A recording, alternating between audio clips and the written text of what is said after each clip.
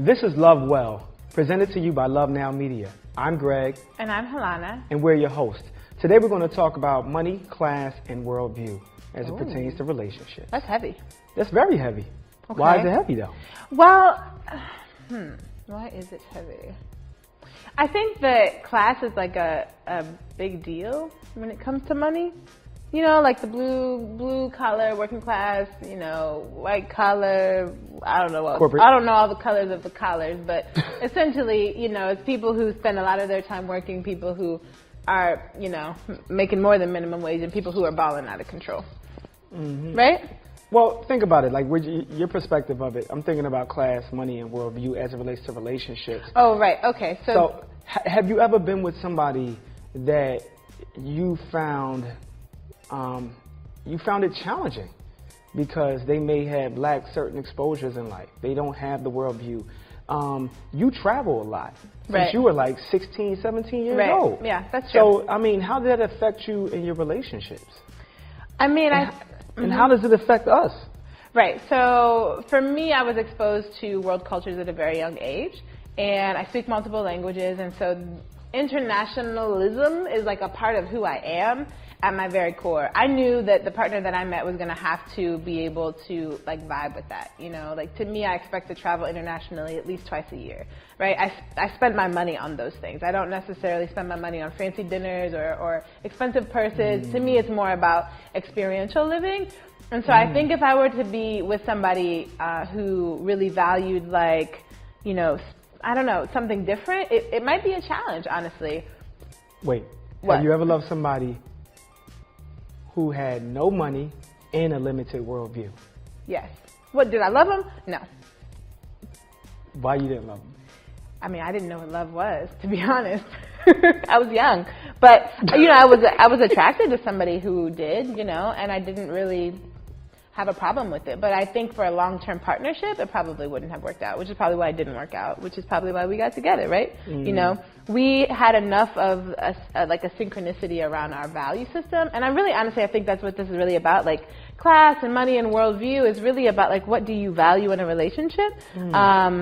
To me, I really value like exposure, right? Like I want to build a family, you know, that these things are normal for my kids. Travel, right? education. Like traveling, you know, having friends that are international, having friends that speak multiple languages, understanding different types of cuisines, learning how to say words that are not American. That type of stuff is really important to me. I think it's extremely important, and to one have a different view and perspective of life and what it can be, right? I remember when I started changing my diet, and I would see how people ate, and say if I was dating somebody who ate red meat, and this is not in any way creating a judgment, right? Some people may see it as judgmental. I see it more as a standard. I wasn't interested in feeding my children red meat. So now it's like, what does equally yoked mean for me, and what do I value? I value healthy eating for sure. It's not to say I'm not eating no carbs and no Cinnabons. Sometimes I'll have a breakdown, right? But it's just to say, like, my worldview, my perspective, and how I bring that to a relationship. And if even thinking about healthy eating also lends itself to class.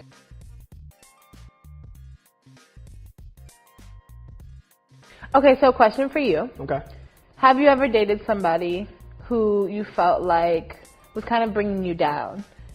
Like in the sense of they didn't have this kind of culture that you had. They hadn't had the life experience that you had, and you really, really cared for them, but you just kind of knew, like, the sticking point. Yes, I have. And I don't know if it's more so about money or class more than their perspective, right? Like perspective on life? Like perspective, like we just aren't in sync and seeing the same things. Like what type of same Their thing? turn up is different than my turn up.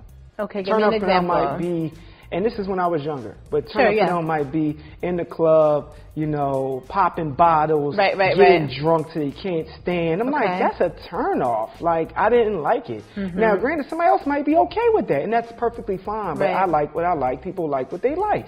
So for me, I thought that wasn't where I wanted to be. That wasn't the vibration I was operating on. So in those terms, I felt like it was a drop off. I felt like it was. You have to choose to let somebody devalue you. Not devalue. I'm trying to say de-evolutionize. I'm creating words. I think I'm Mike Dyson right now. But people can either evalue or devalue. Let's just say that's the word. People get what I'm talking about, right? And I think when you couple with somebody, or when you're in a relationship, or even when you're courting somebody, right? You may not even be in a relationship. You start to see these things start to peek from behind the blinds. You start to see people's habits, the good and the bad. You get over that honeymoon period, that 3 to 6 month stretch when the newness wears off. And then it's like, what are we? Are we this? Are we that? And I've definitely had experiences where I'm pretty sure I've turned people off and they left me alone. Right? It goes both ways, you know. So I definitely have been with people who have turned me off. More about perspective, not necessarily the money or class, right? And I've definitely dated people who didn't have all the money in the world, but they had beautiful hearts and beautiful spirits and those things, and even had a limited perspective on what they seen. And some people have a 10-block radius, and that's what they've seen growing up. So they're conditioned around what that looks like. You may want to travel. You said it. Your turn up, or the thing you're interested in most, and what brings excitement to your life is possibly going to Indonesia, you know, or possibly going to Ecuador, or going to Trinidad and going to the carnival and really getting out there, not for the trend of it, but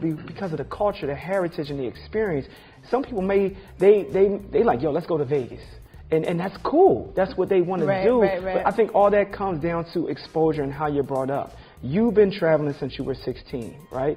I know for me, I was drawing maps and experiencing geography in a different way with my father. He was teaching me how to read maps. But when's the first time you traveled abroad? The first time I traveled abroad, I was 23. Right. You know, and I went to South Africa, and that was very liberating, challenging, scary. Right. And not in all the ways people say, oh my God, they don't have this and that. No, not even in that way. It was scary because I was flying for over 18 hours to get to another country. Right. But being at that age, when you first ever left the United States, perceivably that, like when we met, that could have been a real issue. Right? Me kind of being like, oh, you haven't been here, you haven't been there, you don't speak any languages, you from this place, you've never seen this. That really could have been a problem. And I think one of the things that's important to keep in mind when you're dealing around like money and class and worldview, or even exposure and influence and openness, is this idea that, what? I'm sorry, I cut your point off. Keep going. Okay. Is this idea, no, I forgot what I was saying. No, I didn't. Is this idea that people can change, you know? So when you're dealing with money and class and worldview and exposure and even education, to me it's important to keep, you mentioned perspective earlier, to me it's important to keep like an open-minded perspective. And if you were broke tomorrow and you had $0 in your bank account, I would still love you, not because of the money that you had, but because of like your perspective, right? So if you were like, oh babe, I'm broke, but I got a plan. Or if you were like, oh babe, I'm broke, yeah, we should probably move to my mom's house, it's gonna be cool. Like, you know, to me that's really what it's really about. And I think at the end of the day, it's really important, like, don't put people in boxes. You might meet somebody that's from the hood, and you might be from Harvard, and you might think that you have so much not in common, right? And we're almost a close example of that, right? Like my family, you know, stems from that lineage of Harvard and Princeton and international travel and that sort of thing. And Greg was the first of his family to go to college, right? So we had these perceived class differences, but we've navigated them because we both kept an open mind. And we've been able to value each other's individual experience in a way that is meaningful. The point being, like, don't discredit like the possibility, you know, like if you meet somebody and you're interested in them, like explore that interest and kind of see where it takes you. Exactly, and that's the point.